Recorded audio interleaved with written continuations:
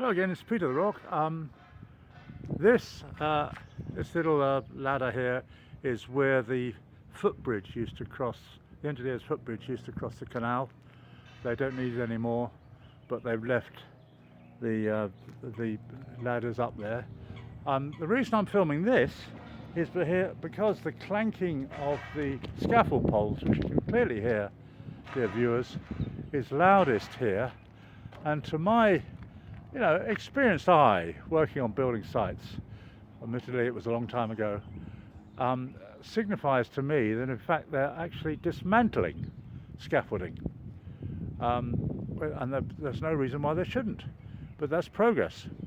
And over there, the other side of the canal, there's several vehicles, and that's probably a lorry that's going to pick up the scaffolding. But that to me sounds like a dismantling of the scaffolding, which is probably a good sign. It's quite a good view of the spiral staircase, of a spiral staircase. I don't know how many there are. There's that one, and there are some in that direction.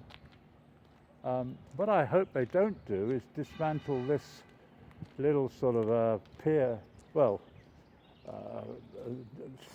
area that juts out into the canal, because it might make walking around and seeing things more problematic. Now I wonder if you can actually hear the slight resonance echo in my voice, which is very surprising, being underneath the HS2 trackway, but it's so open.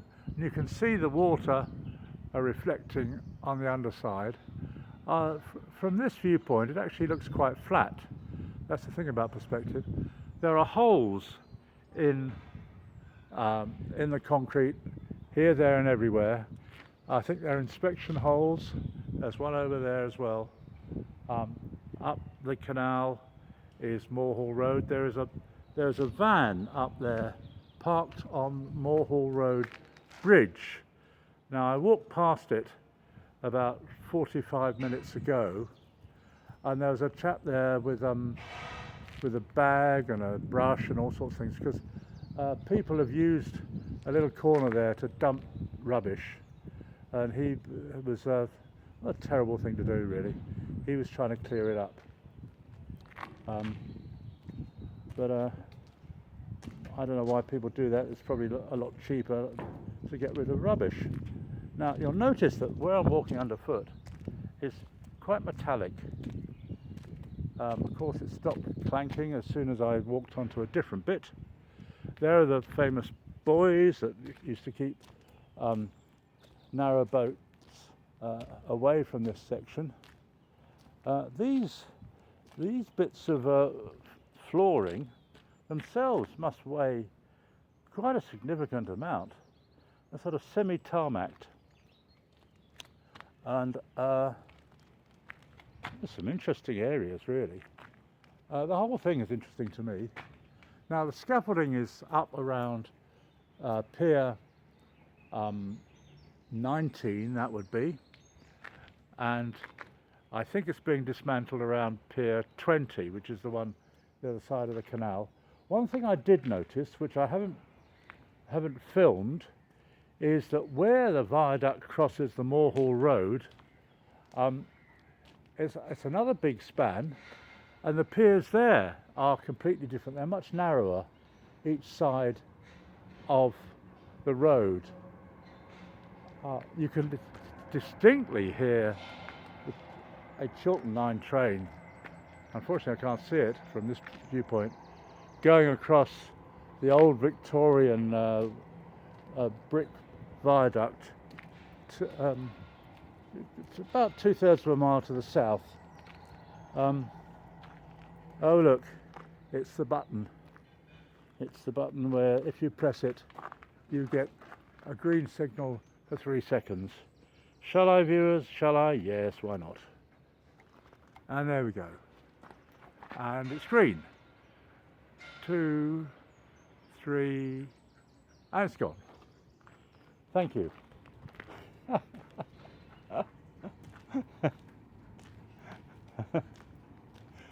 Oh dear. It's very nice of that cyclist to press the button. I wonder if he's come here a few times before. Perhaps he just likes pressing the button.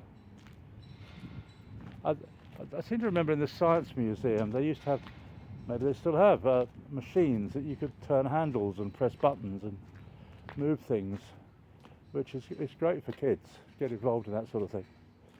So maybe these traffic lights are purely for the kid inside adults who want to press a button and see something change.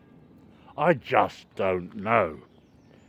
Well, here we are. We're on the south side. It's a nicer side. This. It's very quiet and significantly cooler, as being in a wood always is. There's that buzzer sound again, as if alerting people that something serious is about to happen.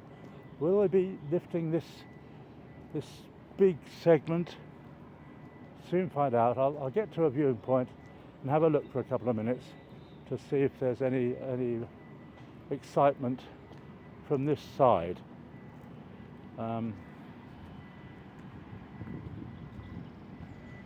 That's a very good view of Dominique, isn't it? Beautiful against the blue sky.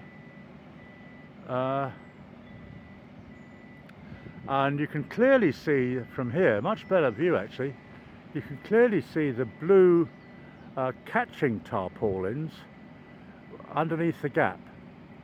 And I think, by all accounts, they are there to, when the glue is applied to both piers, when they slot final segments in, you know, they don't want bits of glue, which is pretty potent stuff, to go into the lakes and, you know, affect the environment. I think they're very conscious of the environment, thankfully, and that is almost certainly down to the pressure groups, and thanks to those people, most of whom actually just wanted the whole thing stopped, mainly because of the cost and maybe because it went through a few places of special scientific interest or just some beautiful countryside, and they have a very valid point.